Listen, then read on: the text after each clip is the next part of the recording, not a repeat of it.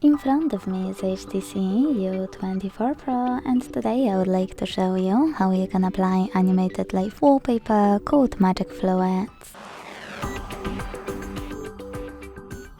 Begin by opening Play Store and downloading free app called Magic Fluids Lite Fluid Sim from Mad Scientist Developer.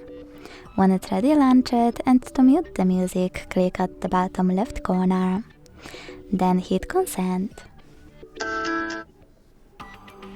Now select this gear at the top left corner and operate all of those options however you want to.